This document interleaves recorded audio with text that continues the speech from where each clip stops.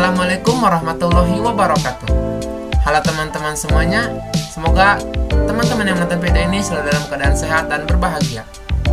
Nah, di video ini saya akan membahas mengenai salah satu metode yang dapat kita gunakan untuk menganalisis kadar air dalam suatu bahan pangan.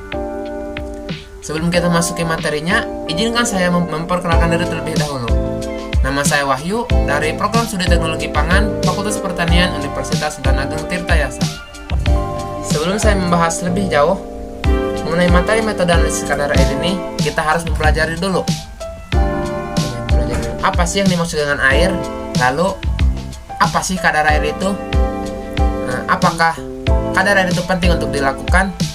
Nah, oleh sebab itu saya akan menjelaskan secara garis besarnya terlebih dahulu. Yang dimaksud dengan air itu, air merupakan komponen yang sangat penting bagi makhluk hidup yang juga terkandung dalam bahan makanan. Air dalam bahan pangan berperan dalam mempengaruhi tingkat keawetan, kesegaran, stabilitas, aktivitas enzim, dan perkembangan mikroba pada suatu bahan pangan. Selanjutnya berdasarkan kriterianya, air dibagi menjadi 3 golongan, yaitu ada air bebas, air terikat lemah, dan air terikat kuat. Air bebas merupakan air yang terdapat dalam ruang-ruang antar sel dan intragranular atau pori-pori yang terdapat pada bahan pangan. Air yang terikat secara lemah merupakan air yang terserap atau terabsorpsi pada permukaan koloid makromolekuler seperti protein, pektin, pati, dan selulosa. Selain itu, air juga terdispersi di antara koloid dan merupakan pelarut zat-zat yang ada dalam sel inti. Yang ada dalam bentuk ini masih tetap mempunyai sifat air bebas dan dapat dikristalkan pada proses pembekuan. Ikatan antara air dengan koloid ini merupakan ikatan hidrogen.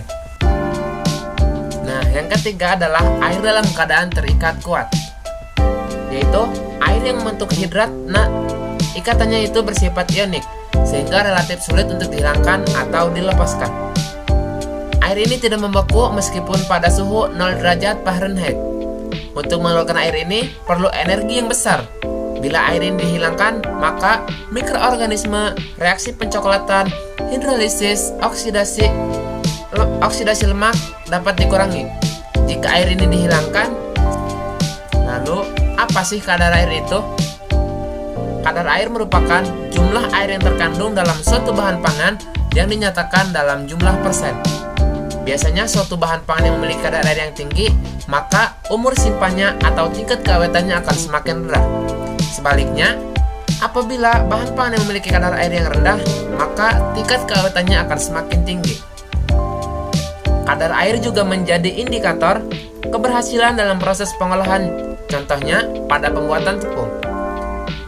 Proses pengeringan yang ada pada pembuatan tepung itu bertujuan agar kadar air pada tepung yang dihasilkan rendah dan mencapai batas di mana produk menjadi tahan lama dan tidak mudah terkontaminasi bakteri. Sebenarnya terdapat beberapa metode yang terdapat dalam suatu produk. Untuk melakukan pengeringan ini. Yang pertama ada metode termografimetri, yang kedua ada metode termovolumetri, yang ketiga ada metode kalsium karbida, yang keempat adalah metode Karl Fischer, yang kelima ada metode spektroskopi inframerah, dan yang keenam ada metode gas kromatografi. Selanjutnya, keberadaan air dalam bahan pangan selalu dihubungkan dengan mutu bahan pangan dan sebagai pengukur bagian bahan kering atau padatan air dalam bahan dapat digunakan sebagai indeks kestabilan selama penyimpanan, serta penentu mutu organoleptik terutama rasa dan untuk keempukan. Air juga digunakan secara luas dalam bidang ilmiah dan teknik dan diekspresikan dalam rasio dari 0 atau kering total hingga nilai jenuh air, di mana semua pori-pori terisi dengan air. Selain itu, kadar air juga bisa diartikan sebagai sesuatu uji kimia yang mungkin sangat penting dalam industri pangan untuk menentukan kualitas dan ketahanan produk pangan itu sendiri. Ketahanan yang dimaksud itu ketahanan terhadap kerusakan yang nantinya mungkin akan terjadi. Semakin tinggi kadar air suatu bahan atau produk pangan, maka besar kemungkinannya bahwa bahan tersebut memiliki tingkat kerusakan yang besar. Nah, pengurangan kadar air ini pada bahan pangan akan berakibat berkurangnya ketersediaan air untuk menunjang kehidupan mikroorganisme dan juga untuk berlangsungnya reaksi-reaksi fisikokimiawi. Lalu, bagaimana cara untuk menganalisis kadar air tersebut? Nah, di sini ada beberapa metode yang sudah disebutkan di awal. Metode yang akan kita gunakan pada analisis kadar air pada kali ini yaitu metode listrik elektronika berdasarkan konstanta dielektriknya. Yang dimaksud dielektrik itu, dielektrik adalah suatu bahan yang memiliki daya hantar arus yang sangat kecil atau bahkan nilai konstanta dielektrik bervariasi tergantung nilai kadar air pada bahan. Konstanta dielektrik adalah karakteristik dari suatu zat, artinya suatu zat dengan karakteristik berbeda akan memiliki konstanta dielektrik yang berbeda pula. Nah, apa itu metode konstanta dielektrik? Konstanta dielektrik adalah karakteristik dari suatu zat, artinya setiap zat dengan karakteristik berbeda akan memiliki konstanta dielektrik yang berbeda pula. Dielektrik adalah suatu bahan yang memiliki daya hantar arus yang sangat kecil atau bahkan nilai konstanta bervariasi tergantung nilai kadar air pada bahan. Konstanta dielektrik adalah bahan yang memiliki daya hantar arus yang sangat kecil atau bahkan nilai konstanta dielektrik bervariasi tergantung nilai kadar air pada bahan.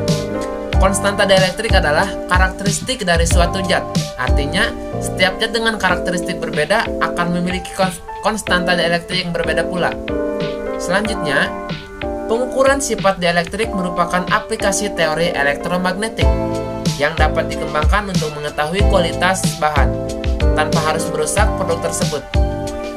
Sifat dielektrik menggambarkan kemampuan suatu bahan untuk menyimpan, mentransmisikan, dan memantulkan energi atau gelombang elektromagnetik.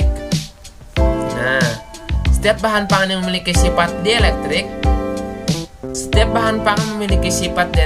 tersendiri dan biasanya itu lebih mempengaruhi oleh kandungan airnya. Sifat ini semakin banyak dimanfaatkan untuk optimasi kualitas bahan pangan dalam proses pengeringan, pemanasan, maupun sterilisasi. Yang selanjutnya, besarnya polarisasi elektrik disebabkan oleh 4 sumber. Yang pertama adalah komponen elektronik, yang kedua kontribusi ionik, yang ketiga polarisasi, yang keempat orientasional. Untuk komponen elektrikanya ini merupakan sumber yang disebabkan oleh induksi medan pada awan elektron yang mengelilingi tiap atom pada suatu material. Kontribusi ionik merupakan gerak relatif kation dan anion dalam medan elektrik, dan untuk polarisasi orientasional ini merupakan disebabkan karena rotasi dipol molekul dalam medan. Nah, secara umum terdapat 3 metode dalam pengukuran konstanta dielektrik, yaitu menggunakan metode pengukuran kapasitansi pelat sejajar, lalu pengukuran menggunakan user kapasitif, dan menggunakan metode reflektometri.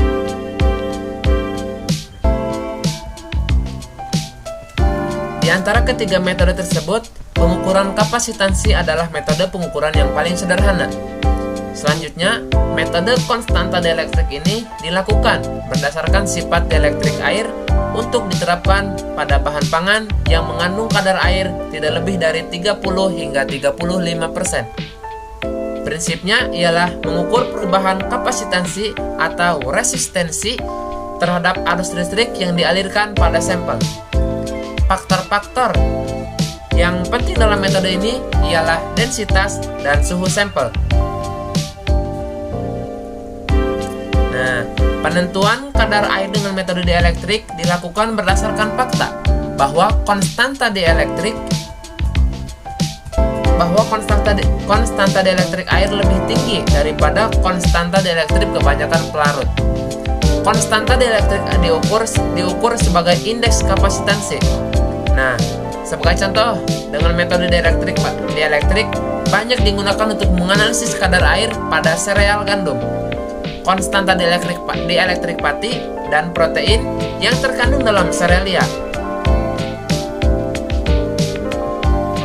Selanjutnya, Metode konstanta dielektrik ini digunakan untuk sampel atau bahan pangan yang memiliki kadar air rendah. Seperti yang sudah dibahas tadi, bahan atau produk pangan yang memiliki kadar air yang kurang dari 30 hingga 35%.